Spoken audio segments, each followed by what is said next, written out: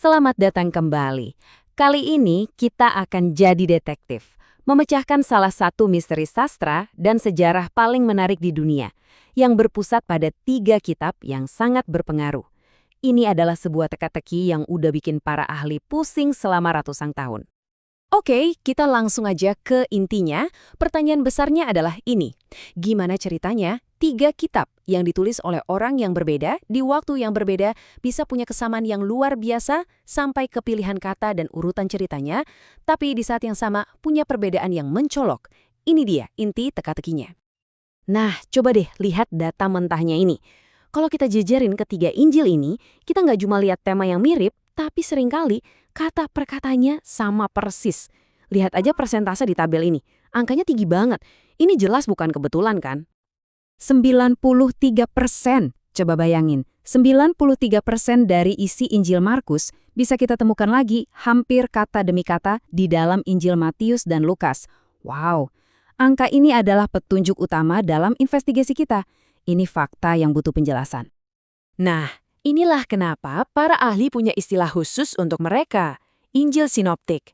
Kata sinoptik itu dari bahasa Yunani synoptikos, yang artinya dilihat bersama-sama. Karena kita bisa menaruhnya dalam kolom-kolom berdampingan dan melihat semua tumpang tindihnya, ini menciptakan apa yang disebut masalah sinoptik. Jadi, gimana para sarjana mulai mencoba memecahkan misteri ini? Penelitikan ini bukan hal baru loh.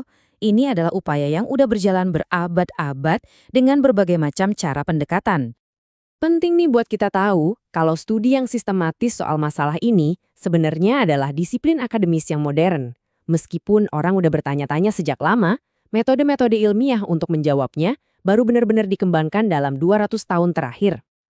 Untuk memecahkan kasus ini, para detektif ini harus mulai dari sebuah asumsi dasar. Dan disinilah mereka terbagi jadi 2 kubu besar. Kubu pertama melihat teks-teks ini sebagai dokumen historis buatan manusia, yang bisa dianalisis pakai alat kritik sastra, sama seperti tulisan kuno lainnya. Kubu kedua pendekatannya beda. Mereka memulainya dari sudut pandang iman, mendekatinya sebagai kitab suci yang diilhami, yang asal-usulnya melibatkan campur tangan Tuhan. Nah, 2 titik awal yang berbeda ini pastinya menghasilkan kesimpulan yang sangat berbeda juga. Yuk kita bedah pendekatan pertama. Kita lihat beberapa tokoh kunci dalam pendekatan kritis historis ini, mulai dari J.J. Gabler yang mendorong analisis rasional, sampai Bultmann yang mencoba mengupas lapisan-lapisan teks untuk menemukan inti ceritanya. Masing-masing pemikir ini mengembangkan alat-alat baru untuk menganalisis Injil layaknya dokumen sejarah. Oke, dengan latar belakang itu, sekarang mari kita lihat teori-teori yang diajukan untuk memecahkan misteri ini. Anggap saja ini sebagai daftar tersangka, atau penjelasan utama yang ditawarkan oleh para detektif dari kubu pertama tadi. Ada beberapa teori utama yang beredar. Beberapa bilang kemiripannya datang dari tradisi lisan yang kuat. Yang lain bilang penulisnya saling pinjam tulisan satu sama lain. Ada juga yang berhipotesis kalau ada Injil yang lebih tua lagi yang sekarang sudah hilang. Tapi dari semua teori ini, ada satu yang benar-benar mendominasi diskusi akademis selama lebih dari 100 tahun. Kalau Anda masuk ke ruang kuliah teologi atau baca jurnal ilmiah, ini adalah penjelasan yang paling sering Anda dengar, teori 2 dokumen. Jantung dari teori ini adalah sebuah dokumen hipotetis yang disebut Q. Penting untuk dicatat, nggak ada seorang pun yang pernah menemukan salinan Q. Ini murni dokumen teoretis yang keberadaannya disimpulkan untuk menjelaskan materi, terutama kumpulan perkataan Yesus yang ada di Matius dan Lukas, tapi nggak ada di Markus. Nama Q sendiri berasal dari kata Jerman Quelle yang artinya sumber. Jadi, begini cara kerjanya menurut teori ini. Pertama, Markus ditulis lebih dulu. Ini menjelaskan kenapa sebagian besar isinya ada di 2 Injil lainnya. Lalu, Matius dan Lukas yang diasumsikan bekerja sendiri-sendiri, masing-masing punya salinan Injil Markus dan salinan sumber Q. Mereka lalu meramu kedua sumber ini untuk menyusun Injil mereka masing-masing. Beberapa ahli merasa teori 2 dokumen ini belum cukup. Jadi, mereka mengembangkannya jadi teori 4 dokumen. Teori ini menambahkan 2 sumber hipotetis lagi. Sumber M untuk materi yang cuma ada di Matius, dan sumber L untuk materi yang unik di Lukas. Terus, gimana para ahli bisa sampai pada teori-teori rumit ini? Nah, mereka menggunakan seperangkat alat analisis yang spesifik. Mirip deh kayak alat forensik yang dipakai detektif untuk memeriksa bukti di tempat kejadian perkara.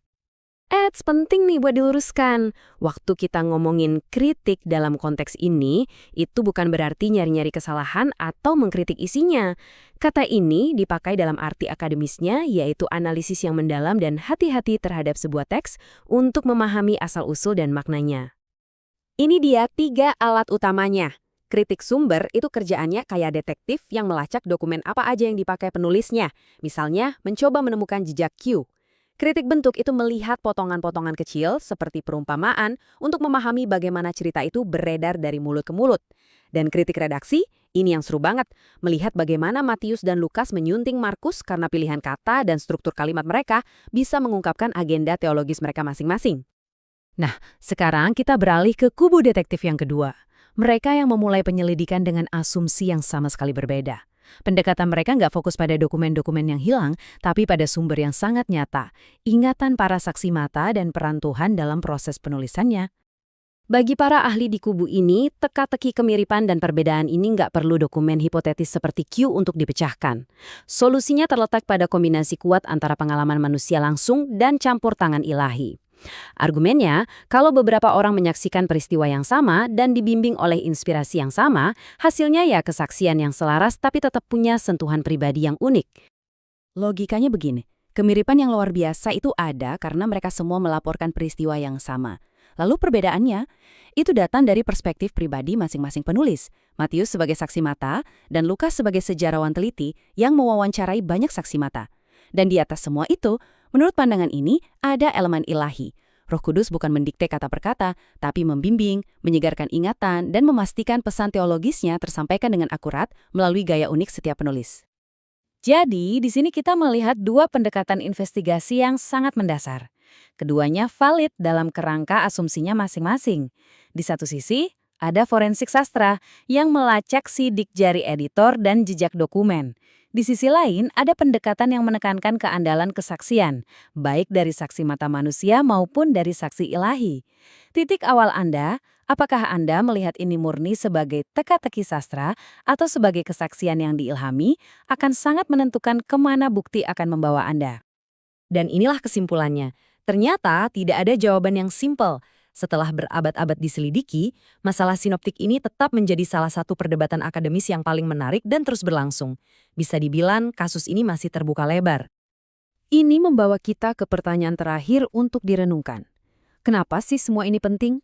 Bagaimana pemahaman kita tentang bagaimana sebuah cerita itu ditulis, apakah lewat proses editorial yang rumit atau melalui ingatan yang dibimbing ilham, bisa mengubah cara kita membaca dan memaknai pesan di dalamnya hari ini. Terima kasih sudah bergabung dalam penelusuran ini.